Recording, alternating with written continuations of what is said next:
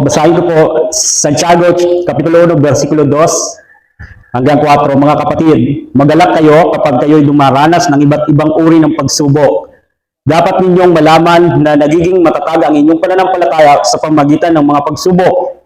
At dapat kayong magpakatatag hanggang wakas upang kayo'y maging ganap at walang pagkukulang. Sa madaling salita po, kayo ay lumago, kayo ay mag-mature, mag-grow. Kaya ang buong team po ng ating pag-aaral from chapter 1 hanggang sa katapusan na chapter ay growing in the Lord. Paglago sa Panginoon. Growing in the Lord. So dito natin kinuha po upang kayo maging ganap at walang pagkukulang o paglago sa Panginoon. Manalangin po tayo. Panginoon, sa umagang ito, maraming salamat po sa panibagong araw na naman, panibagong kalakasan, buhay na patuloy na binigay mo sa amin at nais namin ialay ang aming mga sarili bilang buhay na handog na nagbibigay ng parangal sa iyo. At hindi po kami, Panginoon, hindi po namin pinagkakait ang aming sarili pagkat hindi mo pinagkait ang iyong sarili para sa amin. Maraming salamat sa umagang ito na kasama ka namin at ang iyong salita ay mangungusap sa amin. Ang iyong banal na Espiritu ay mangusap po sa bawat isa na nandito po. At salamat na babaguhin mo rin po ang aming puso't isipan na kami po ay mamuhay ng ayon sa iyong kalooban. Sa pangalan ni Jesus. Amen. Sino po, nais ko pong simulan sa intro. Palagi nagsisimulan sa intro, of course. So, sino pong simulat ng aklat nito? Verse 1. Mula kay Santiago, lingkod ng Diyos at ng Panginoong Jesucristo. Sino si Santiago? Siya po ay half-brother ni Jesus. Bakit half-brother? Kasi kapatid niya kay Mary. The same mother without father.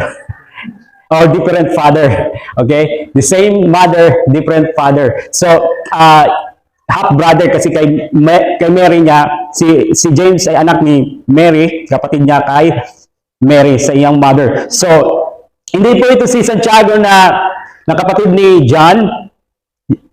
Siya po ay si James na kung saan siya ay po tinawag na martyr dahil po siya ay pinatay sa dahil sa kanyang pagtindig sa pananampalataya niya. Itong context dito nangyayari dito ay mayroong pag-uusig sa mga Kristiyano. Kaya mapapansin niyo dito na sinabi dito sa verse 1, pinapaabot ko ang aking pagbati sa lahat ng mga hinirang ng Diyos na nakikipamayan sa iba't ibang bansa. So, sila po ay nag-scattered sa iba't ibang lugar upang hindi mahadlangan ang mabuting balita. Mag-scatter din ang ebanghelyo. May pangaral ang mabuting balita. And so, itong James dito, siya yung binanggit sa Acts chapter 15 na siya din ang leader ng iglesia sa Jerusalem. Siya po ang author ng epistle na ito at historically, tinatawag po siya na tinatawag po siya na old camel knees. Parang kamelyo ang kanyang tuhod. Bakit tinawag siya ng ganito? Na parang kamelyo ang kanyang tuhod. Dahil po si James is a man of prayer. Palagi siyang lumuluhod sa Panginoon. Palagi siyang nananalangin sa Panginoon. And sinasabi sa tradition na siya po ay namatay sa pamagitan ng paghulog sa kanya sa wall ng Jerusalem. Sinabi according to the tradition, sinabi po ni Ananias, ang high priest, na ikaila mo si Kristo. Ipagkaila mo ang iyong pananampalataya kay Kristo at hindi ka mamamatay. Hindi niya pinagkaila ang kanyang pananampalataya kay Kristo. Hindi niya tumindig siya sa kanyang pananampalataya. Nag-refuse siya sa nais ni Ananias. So, inihagis po siya sa pinakamataas na pader ng wall ng siyudad ng Jerusalem. At yan po ang naging sanhi ng kanyang kamatayan. Grabe, ano? Grabe ang kanyang pagtindig sa kanyang pananampalataya, sa kanyang pagsunod sa Panginoon. Well, may mga nagsabi na ang epistle na ito ay maaaring ito yung unang nasulat na epistle sa lahat ng mga epistle. Kasi maraming sinulat din na epistle si Pablo. So, sinasabi na maaaring probably ito yung nauna sa lahat ng mga epistle. Ang recipient na basa natin sa verse 1 para ito sa mga Hudyo o mga mananampalatayang Hudyo na nagkalat-kalat o nag-scattered sa iba't ibang lugar dahil sa pag-uusig dahil sa persecution. Ang theme ng buong libro is about sa pamumuhay ng Kristiyano. Practical, puro practical po ang sinabi dito ni Santiago.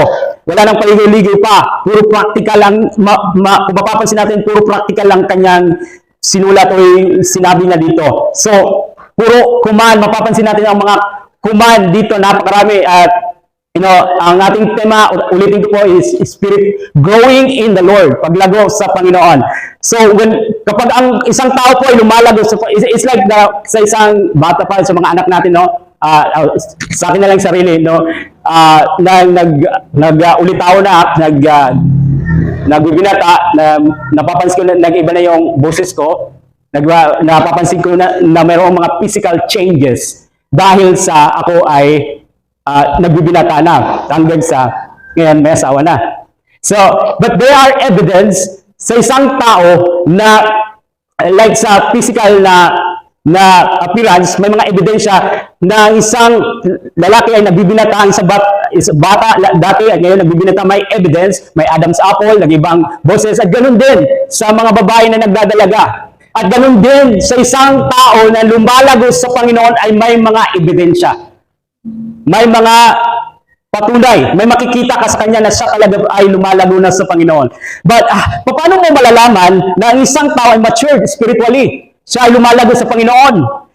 And one of the way na masasabi mo is, malalaman mo is sa pamagitan po ng pagbasa ng Book of James. Isa sa mga paraan para malaman mo na ikaw ay lumalago sa Panginoon sa pamagitan po ng pagbasa ng aklat nito. Kung ikaw ba ay nagmamature, kung ikaw ba ay talagang lumalago na sa Panginoon. So, mapapansin, makikita natin sa pag-aaral natin ng mga patunay na kung ikaw ba ay lumalago sa Panginoon. So, sa pag-aaral natin, maring tingnan natin ating sarili at tanungin natin sa ating sarili, ako ba ay lumalago sa Panginoon? Tunay na lumalago sa Panginoon? And may mga katangian ba sa aking pagiging Kristiyano na patunay na ako ay lumalago sa Panginoon? And ako ba ay mature na mananampalataya? O isa pa rin Kristiyano na nananatiling baby sa spiritual? Am I growing in the Lord? And kung hindi po, nakakalungkot, kung hindi ka lumalago sa Panginoon, you've been here for many years, you've been hearing the Word of God ng ilang taon, and you are not growing, that is not good. That is not good. Ibig sabihin po, na hindi maganda ang iyong spiritual na relasyon sa Panginoon. Wala kang magandang relasyon sa Panginoon. It's like sa physical po, di ba? Kapag ang isang bata ay like siguro isang person ay 18 years old pero ganyan pa rin siya kalaki, ano po ang ibig sabihin nun? Siya po ay malnourished, hindi maganda ang kanyang health. And the same with our spiritual relationship with God. If we are not growing, and yet we've been hearing the Word of God for many years, marami na tayong napakinggan na salita ng Panginoon, matagal na tayong nakikinig sa salita ng Diyos, at ngunit hindi natin isinasapamuhay, hindi po maganda ang iyong relasyon sa Panginoon. So, let's start po. Ito po yung patunay na ikaw ay, na maaaring natin tingnan natin sarili, kung lumalago po ba tayo sa Panginoon. And if you are not growing, please don't condemn yourself. Hindi pa ito sinulat para i-condemn. This is to wake up us, to gisingin tayo at maging seryoso tayo sa ating relasyon sa Panginoon. So ito po ang patunay na kung ang Kristiyano ay lumalago sa Panginoon sa pamamagitan, number 1, ng kanyang mga tugon sa mga pagsubok. Responses to trials in verses 2:11. So, ano po ang kanyang response sa mga pagsubok? Tingnan niyo po, verse 2. Mga kapatid, magalak kayo kapag kayo'y dumaranas ng iba't ibang uri ng pagsubok. Tingnan niyo po ang pagkakasabi dito, kapag kayo'y dumaranas ng iba't ibang uri ng pagsubok. Sa English translation, when you fall into various trials. Hindi po sinabi dito, if you fall into various trials. So ano pong ibig sabihin? It's gonna happen po. It's gonna happen na dadaan talaga tayo sa pagsubok. Hindi sinabi dito na, if you fall into various trials. Pero ang sabi po dito, when you fall into various trials. So, dadaan tayo sa mga persecution, dadaan tayo sa, baring ang trial mo ay sa health, Maaaring ang trial mo ay struggle sa kasalanan. So, may sabi dito, iba't ibang trials, various trials. Pero ano po ang response ng isang Kristiyano na lumalago sa Panginoon? Sabi po dito, magalak kayo. Count it all joy. Hindi po ibig sabihin nito, mag-party tayo dahil may mga pagsubok ako sa buhay. Maganda ka ng pansit, spaghetti, fried chicken. Hindi po yun ang ibig sabihin. Hindi po yung, siguro may dumaan pa lang sa bahay, may na-encounter ka na problema, tapos mag-attend ka ng fellowship, tapos naka-smile ka, happy ako. And sometimes, kailangan natin maging honest din, may problema ako na pinagdaraanan sa buhay ko. Can you please pray for me? Hindi yung, we would appearing parang hypocrites. Ako, masaya ako. Wala ko, kahit may mga pagsubok ako. But deep inside, mayroong sadness dahil sa trials. And you know nga, kailangan mo ng prayer. Kailangan natin ng prayer sa ating buhay. So, count it all joy. Hindi po ito pag-pretend na happy ka. Hindi po ito party. Ang ibig sabihin po nito is, despite sa mga difficulties, ang ideya po dito, ang iyong kagalakan ay nagbumula kay Jesus. Knowing na hindi ka niya iiwanan, hindi ka niya pababayaan, hindi ka niya bibitawan. Sasamahan ka niya. Kasama mo ang Panginoon. And that gives you joy sa puso mo. So yun yung kung saan po nagbumula ang iyong kagalakan. Is the joy knowing na sa kabila ng mga pagsubok, ang Panginoon ay nandiyan sa iyo. Kasama mo ang Panginoon. Ang kagalakan ko ay na kay Jesus. Hindi po nakabase sa mga circumstances, sa mga nakikita ko, sa nararanasan ko, kundi nakabase ang kagalakan natin at nagbumula po sa Panginoon. Dahil ako, knowing na tayo ay kakargahin ng Panginoon sa kabila ng mga bagyo na pinagdadaanan natin sa ating buhay. And there are promises na pwede natin panghawakan na binigay ng Panginoon. So that's why, magalak kayo. Count it all joy. Because our joy is not because we have a lot of money, hindi because because mayroong mga provision tayo. Our joy comes from the Lord. Our joy is in Jesus. At tayo ay sasamahan niya at tutulungan niya at gagawa siya ng mabuting bagay sa kabila ng mga difficulty na pinagdadaanan natin sa ating buhay. All work together for good to those who loves God.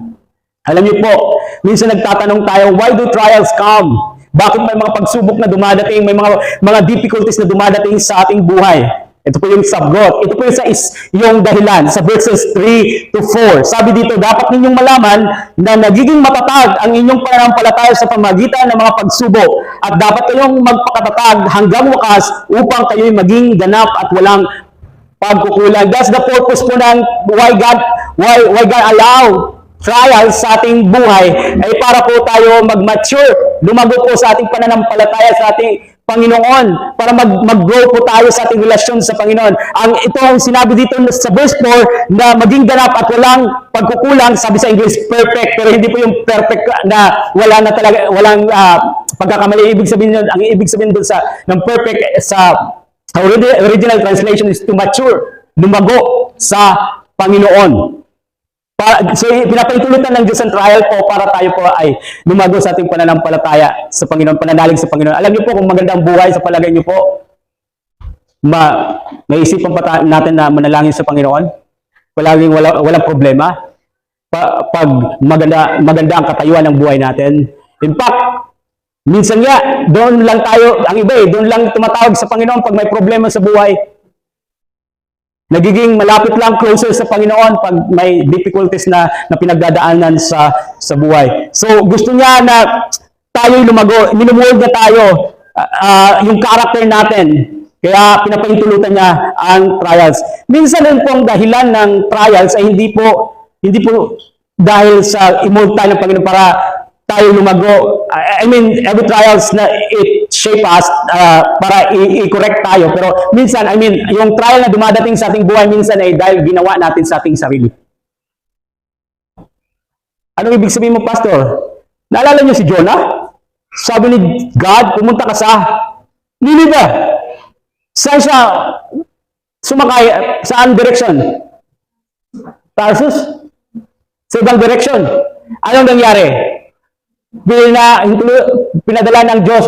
So nagkaroon ng bagyo. Bakit nagkaroon ng bagyo? Dahil sa pagsuway ni Jonah. Pagsuway niya sa command ng Panginoon.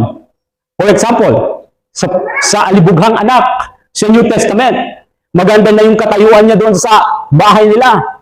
Pero ano nangyari? Iniwanan niya ang fellowship sa kanyang ama. It's the same with fellowship sa Panginoon. May mga tumatalikod sa pakikipag-fellowship sa Panginoon at gusto nila doon sila makipag-fellowship sa sanlibutan gaya ng alibughang anak. So tinalikuran na, wala ng fellowship sa Diyos. Doon na sa makasanlibutang bagay, party, dahil may pera, inom, babae. So ano nangyari in the end? Naging miserable ang kanyang buhay. Sino nagdala nito sa kanyang sarili? Sa kanya. Mismo ang kanyang sarili. And God used this situation para itama tayo. I-correct tayo sa ating ginagawa.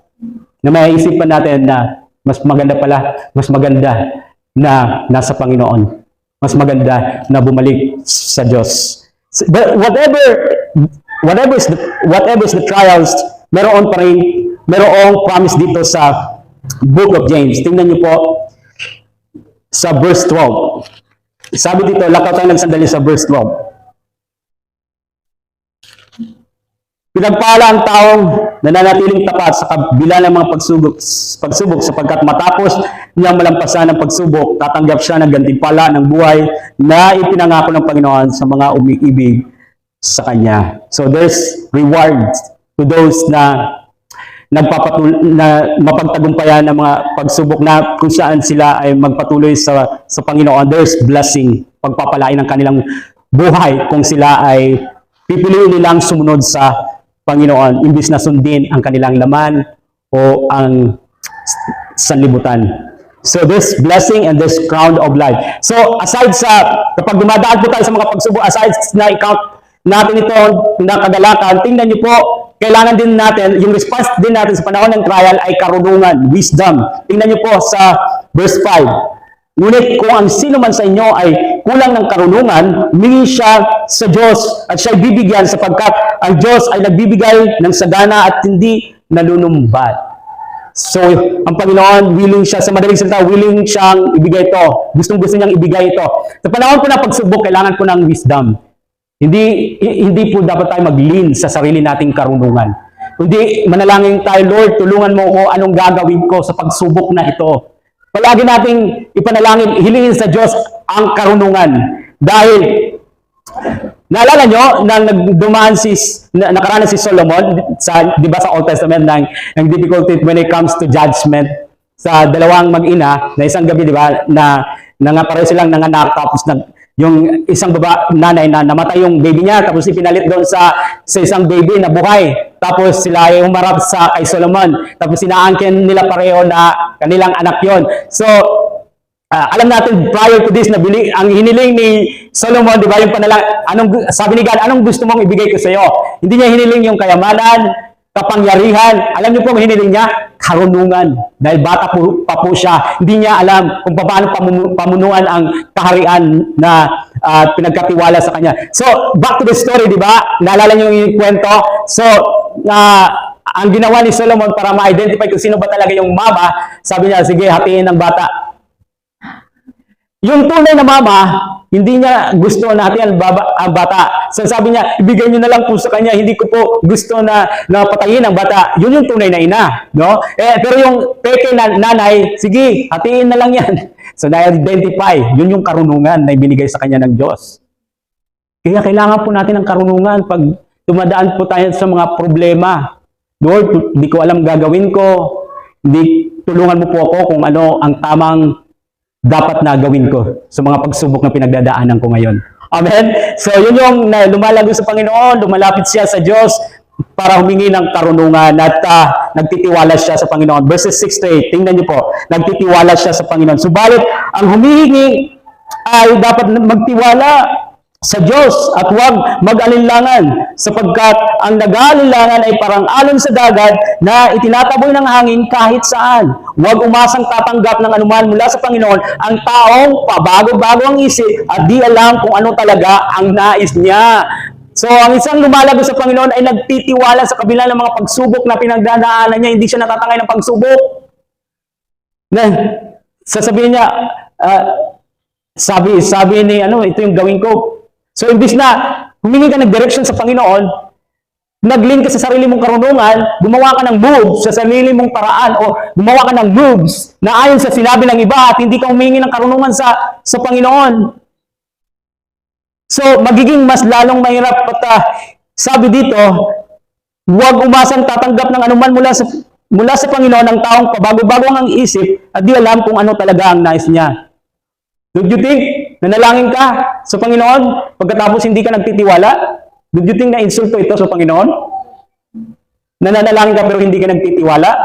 So, napakahalaga na panahon ng pagsubok ay nagtitiwala. Ito po ang ang patunay na lumalago ka na sa Panginoon. Pag panahon ng pagsubok, you count it all as joy, kagalakan. Pangalawa, humingi ka ng karunungan sa Diyos. Pangatlo, nagtitiwala ka sa Panginoon. At verses 9 to 11, mayroong humility, pagpapakumbaba. Tingnan niyo po. Dapat magalak ang mahirap na kapatid kapag siya ay tinataas ng Diyos. At gayon din naman ang mayamang kapatid kapag siya ay binababa. Sapagkat ang mayaman ay lilipas na gaya ng bulaklak ng damo. Ang damo ay nalalanta sa matinding sikat ng araw, nalalagas ang kanyang mga bulaklak at kumukupas ang kanyang kagandahan. Gayon din naman, ang mayaman ay mamamatay sa gitna ng kanyang mga kaabalahan. Sa madaling salita po, hindi po basihan kung pobre ka o mayaman. Hindi po, iba iniisip kung mayaman lang ako, siguro ako lang pinakamasaya, solve ng mga problema ko sa buhay. Hindi po dahil, so, sa panahon sa panahon na wala po tayo, lumalapit tayo sa Panginoon, nagpapakumbaba, Lord, kailangan ko po ng ganito, tulungan mo po ako, provide mo po ito. Sa mga sinisip natin, pobre lang ako. Pero meron tayong Panginoon na lalapitan natin at doon tayo sa sitwasyon na yun, nagpapakumbaba, na walang-wala ka at ang tanging mayroon ka lang sa buhay mo, hindi ka lang, kundi ang meron ka na malaking bagay sa buhay mo, higit sa lahat ay ang Panginoon. At sa mayaman, hindi maaaring magdepende o magtiwala ang mayaman sa pera. Dahil lilipas, sinabi dito, lilipas din ito. Yung mga bagay na pinapahalagahan ng tao sa mundong ito, lilipas po ito. Hindi mo ito madadala sa kamatayan mo. At sabi po dito, ulitin ko po, ang damo ay nalalanta sa matinding sikat ng araw, nalalagas ang kanyang mga bulaklak at kumukupas ang kanyang kagandahan. Gayon din naman, ang mayaman mamamatay sa gitna ng mga kabalahan. So, wala tayong ibang maaring pagkatiwalaan, dependehan sa panahon ng ating pagsubok, sa madaling salita, hindi po ang pera, kundi ang tanging Panginoon lamang.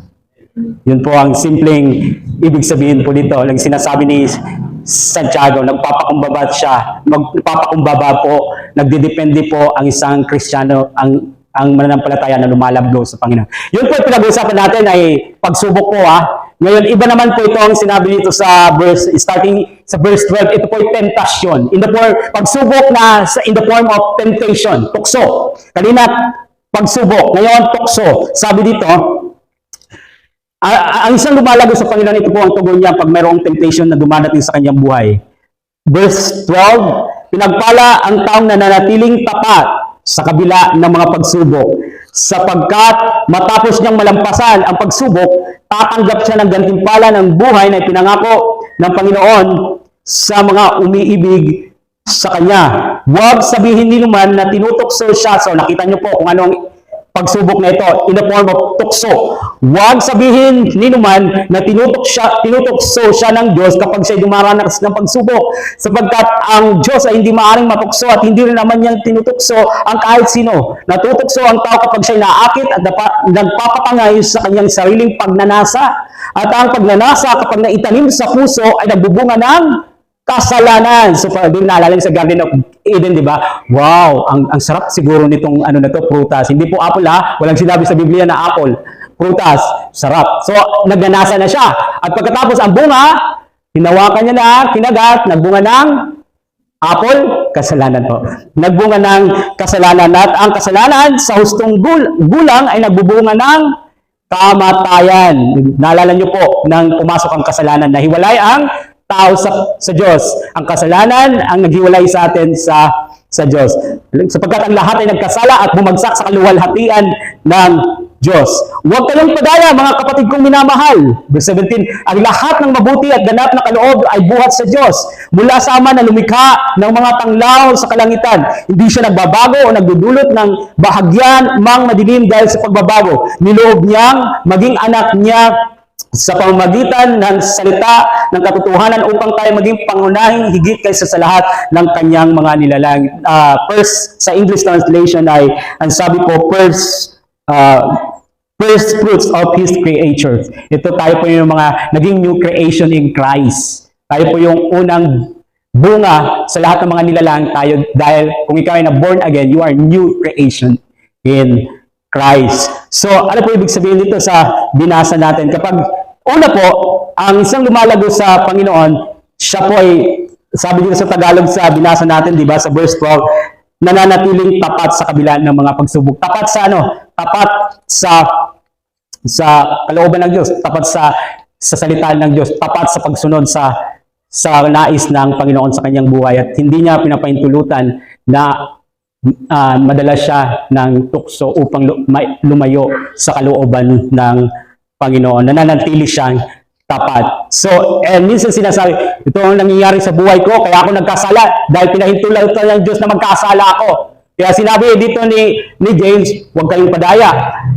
Kasi God is good, di ba? Sabi dito, huwag kayong padaya, mga kapatid kong minamahal. Ang lahat ng mabuti at ganap na kaloob ay buhat sa Diyos. Lahat ng mabuti. So ito, pinaliwanag niya dito na ikaw ay nahulog dito dahil sa pagnanasa at ang pagnanasa ay nagbunga ng kasalanan at ang kasalanan ay nagresulta ng kamatayan. Yung po palaging ginagawa ng kasalanan na nagkakaroon na ng ano sa Panginoon ba yung spiritual natin dahil alam mo na itong nagawa mo ay hindi nalulugod ang Diyos. So, but then there's still pagkakataon, no? God loves you. He wants you to repent, magbalik loob sa Diyos. He wants you to come back sa Kanya, magbalik loob sa Kanya. So, kaya sinabi dito ni James na huwag kayong padaya na si God ang nag-ano nito, kaya ako nahulog sa kasalanan. No, dahil sinabi dito na ang Diyos ay siyang source ng mabubuting bagay. So, ang isang lumalago sa Panginoon ay nananatiling tapat sa kanyang relasyon o sa kanyang pananampalataya sa Panginoon, sa kanyang pagsunod sa Panginoon. So, isa pang bagay na isang lumalago sa Panginoon, verses 19 and 20. Tingnan niyo po. Mga kapatid kong minamahal, unawain ninyo ito. Maging alisto kayo sa pakikinig, maingat sa pagsasalita, at hindi agad nagagalit. Dahil ang galit ng tao ay hindi nakakatulong upang magawa kung ano ang ayon sa kalooban ng Diyos. Ang isa pong temptasyon dito ay yung hindi po natin makontrol ang ating galit.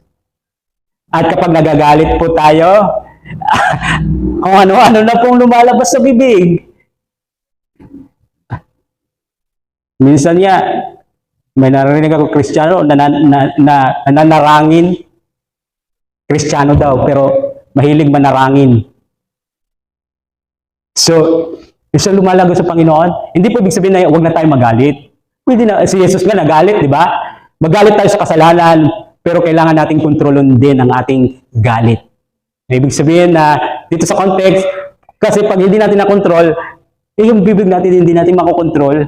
At saka, pag hindi din na-control yung galit, yung pagpapatawad, mahirap na ibigay. Mga kapatid, ito po yung ano natin sa akin at sa iyo, sa ating lahat, kontrolin po natin ang ating galit. Pero hindi ibig sabihin na hindi na tayo magagalit, ha? Kontrolin lang natin ating galit na hindi tayo magkasala.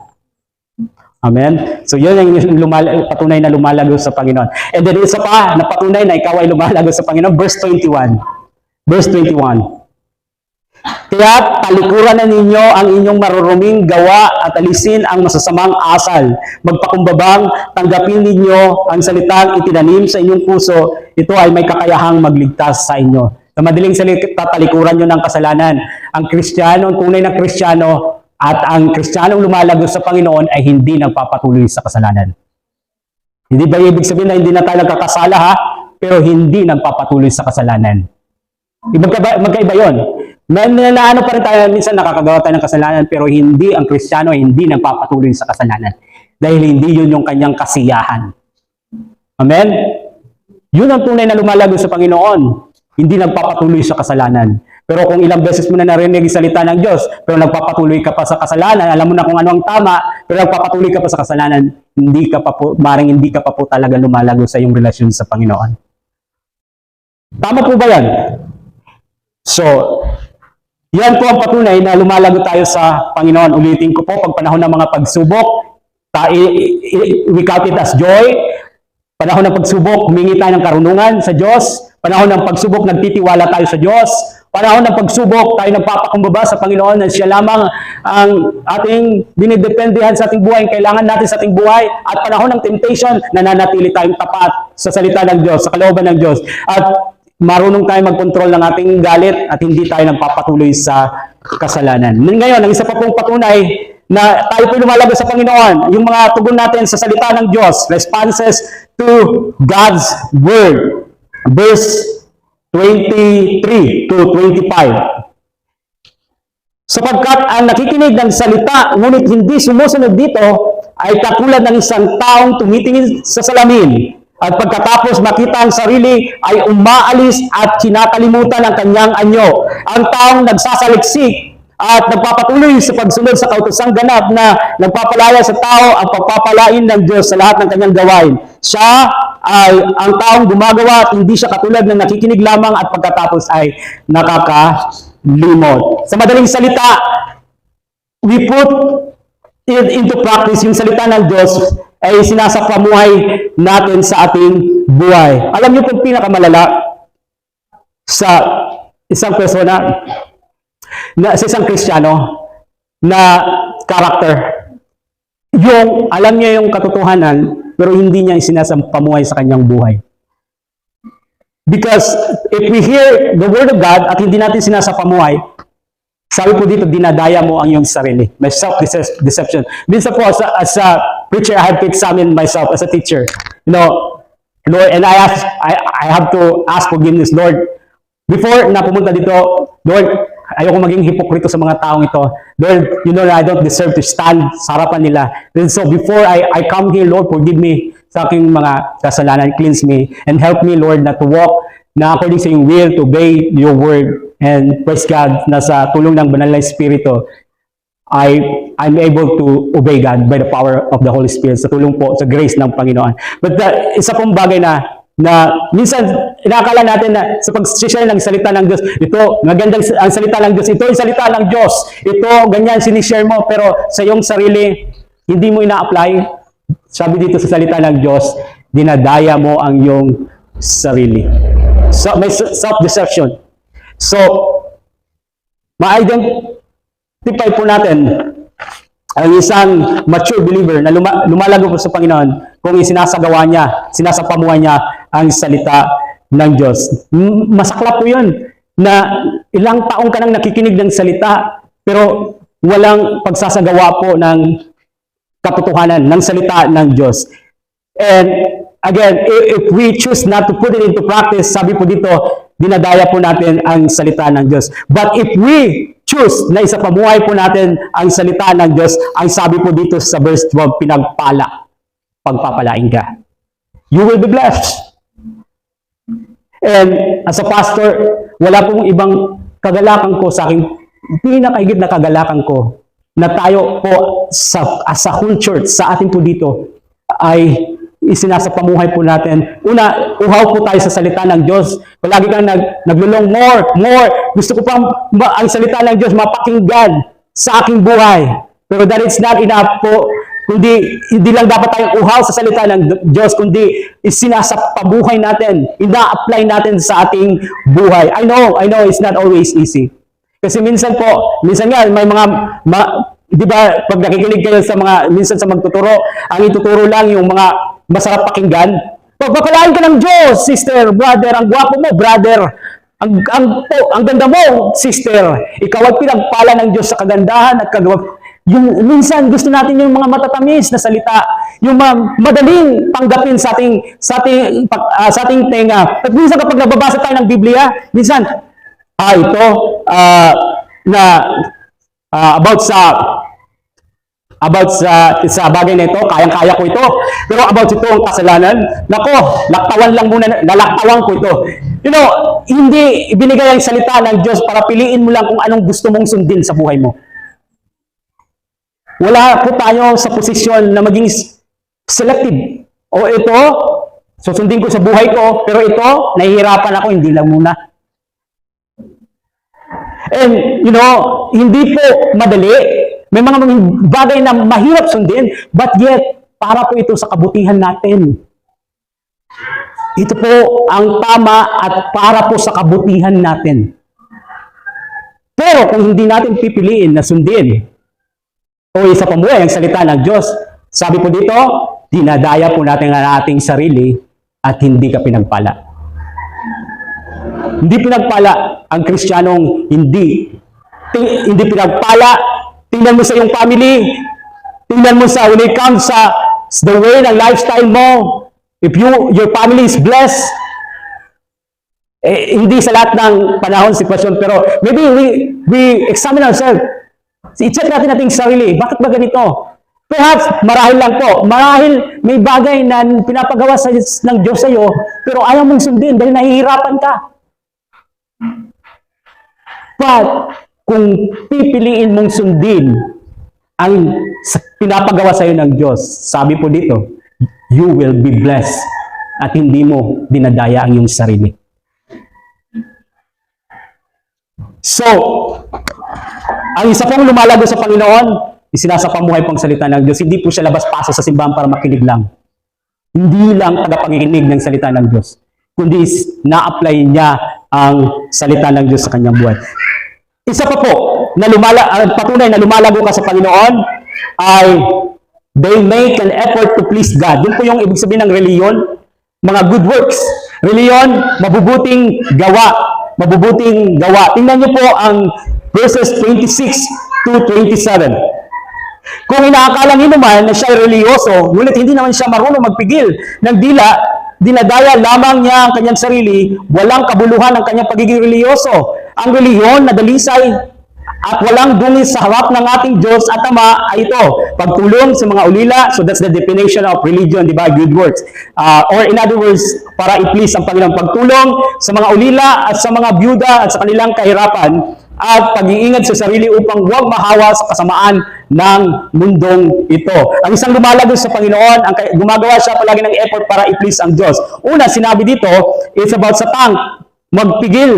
Sabi dito, ngunit hindi naman siya marunong magpigil ng dila, dinadaya lamang niya ang kanyang sarili. Alam niyo yun, pagkatapos ng simba, gossip, marites ka agad. Or pagsisinungaling, hindi mo mapigilan ang iyong sarili magsinungaling. Or, yung lumalabas sa bibig natin, hindi nakaka-please, nakakaluwalhati, nalulugod ang Diyos. Hindi nakakapagbigay ng encouragement sa ibang tao. Sabi dito, magpigil. Dinadaya mo ang iyong sarili kung hindi ka marunong magpigil ng iyong dila. So, sa madaling salita, pares kanina. And in fact, pag pumunta tayo sa chapter 3, malalaman po natin dito, mapag-aaralan natin. Sana hindi kayo umabsent. Sana hindi kayo, sa dila na, chapter 3, hindi ako ang mag-a-attend. About sa pagpipigil sa dila. Taming your tongue. And in verse 27, ang isa pa po, about sa making an effort to please God. Malugod ang Diyos is showing kindness to those who are weak and helpless. Sabi dito sa verse 27, ang reliyon na dalisay at walang dungis sa harap ng ating Diyos at Ama ay ito, pagtulong sa mga ulila at sa mga byuda sa kanilang kahirapan at pag-iingat sa sarili upang huwag mahawa sa kasama ng mundong ito. Ito yung mga helpless, ito po yung mga weak, wala na pong inaasahan sa kanilang buhay, na kung saan we show kindness to them, we show kabaitan, tulong sa kanila, sa mga taong mahina, sa mga taong walang inaasahan na sa kanilang buhay. Amen? So as a Christian, we should show kindness po sa kanila. Minsan po, may mga bata minsan na kaya pa naman magtrabaho, and minsan sa daan humingi ng pera, minsan, and you know, dahil po sa pity, naawa ka minsan, gusto mo pa rin magbigay, pero hindi mo nanais magbigay ng pera, baka ibili lang po ng ng bisyo nila, or ano-ano, na hindi magandang bagay. So, ang ginagawa ko po is, bilan sila ng tinapay.